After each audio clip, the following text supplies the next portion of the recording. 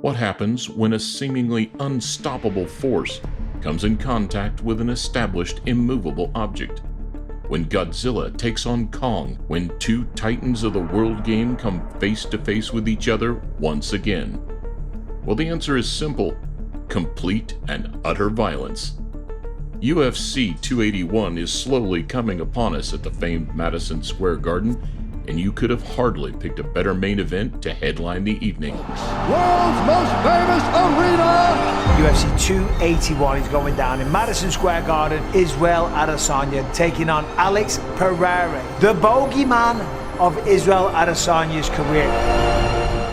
It's Israel Adesanya, the middleweight champion of the world, taking on his arch nemesis, Alex Pereira, in what is sure to be a middleweight matchup for the ages. You know who's next? That Poatan. I'm the champion. Let's go. So I know how to beat him. I can do it. I know I can do it. And I will. When Alex Pereira connects, most people go night-night. Every great person in history has had that one individual that he is never able to get rid of. No matter how hard he or she tries, that person never seems to go away. For a certain Israel Adesanya, that person is none other than Alex Pereira. Israel Adesanya has had a remarkable 110 professional fights across 3 combat sports disciplines. He has competed in boxing, kickboxing, and MMA. He has fought and defeated killers like Yoel Romero, Paulo Costa, Robert Whittaker,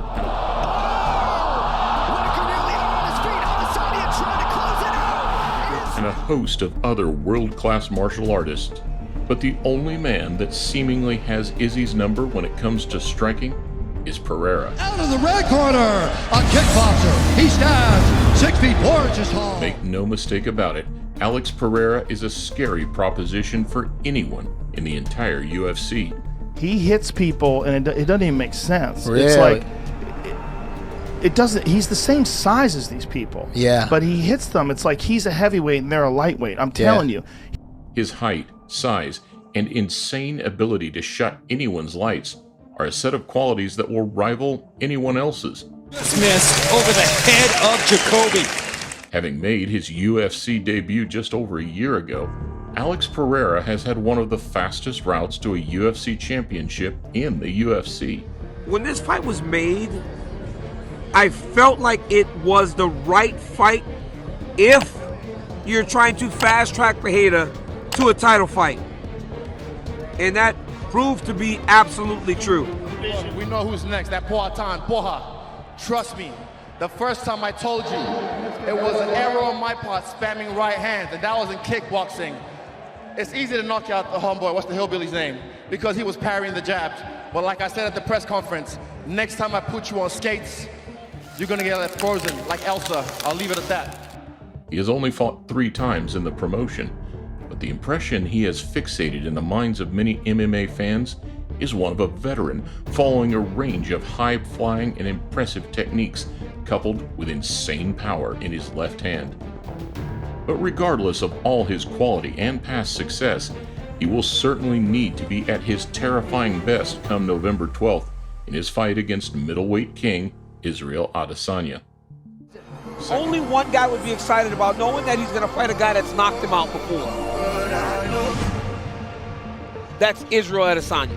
Second only to Anderson Silva as the middleweight GOAT, you tend to run out of superlatives to define how good this guy really is.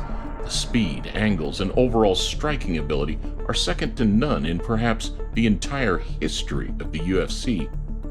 He has finished Robert Whittaker, Paulo Costa, and Derek Brunson, among others, all of whom are some of the best fighters to have competed in the 185-pound division, all within just 5 years of being in the UFC.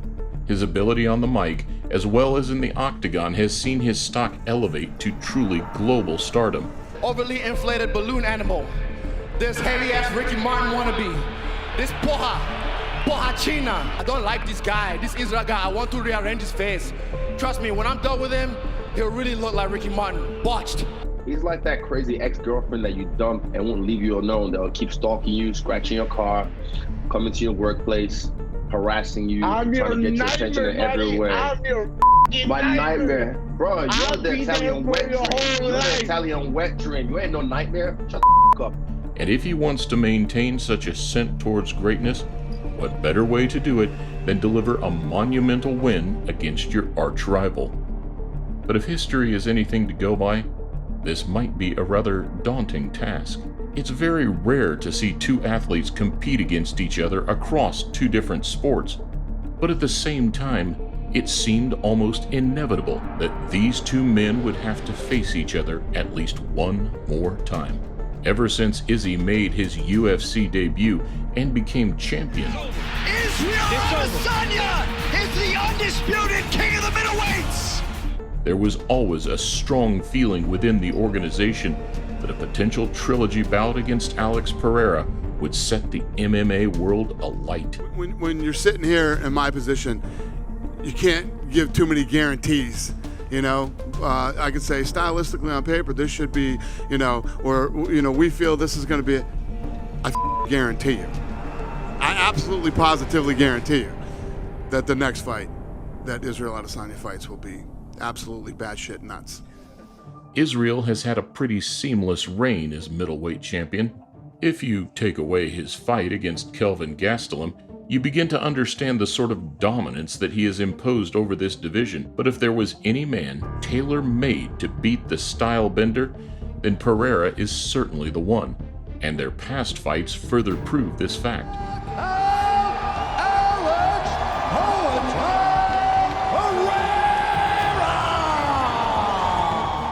Standing at 6'4", Adesanya will more often than not have the height and reach advantage against most opponents he faces in the middleweight roster, and he uses this advantage to the fullest. He stands 6 feet 4 inches tall, weighing in at 183 1/2 pounds. But against Pereira, that advantage is extinct, and their first fight showed this. In a closely fought encounter, Pereira came away with the victory after a decision by the judges. But the main takeaway was seeing him be able to nullify the height and reach advantage that Adesanya seems to possess over other middleweights. Another piece of history that could change the course of Fight Night is Pereira's freakish power, which came to the fore in their second bout. After losing narrowly by decision previously, it was obvious that Stylebender had made the necessary adjustments and was dominating the rematch. But in the blink of an eye, Izzy found himself flat out on the canvas after being hit by the same left hook that has seen Pereira knock out other fighters. We've seen Izzy take clean shots from the UFC's most powerful hitters, but Alex Pereira's power is certainly on another level. The main event of UFC 281 could certainly go either way. Both men seem to be each other's kryptonite. Their respective heights, reach advantages, and fighting techniques are very similar, and their understanding of range is spectacular. But that's where their similarities end. Yeah, he's just very hard to dethrone. I think Pereira is going to be interesting because they've fought before, and the small gloves adds an element of that was different in their kickboxing fights, as well as Pereira's huge. He's got the range and the reach, and he's very offensive with it, so we're going to see that. But in saying that, they're wearing small gloves. Izzy hit him in the kickboxing fights. Small gloves change things. This isn't kickboxing, it's MMA, the relevance being 4-ounce gloves. If Pereira can knock him out in boxing gloves or 10-ounce gloves, he can certainly knock him out in 4-ounce gloves. So Izzy is going to be incredibly careful. When he settles back, he throws the left hook to fly.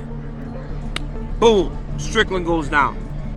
When you have the sort of power that Pereira possesses, then it's worth making mention of it over and over again. And if he can land that left hook once or twice, then it's surely game over for Izzy. On the other hand, Israel has a lot more experience in MMA. He is by no means a grappler, but if the fight eventually goes to the ground, he is sure to have the advantage there.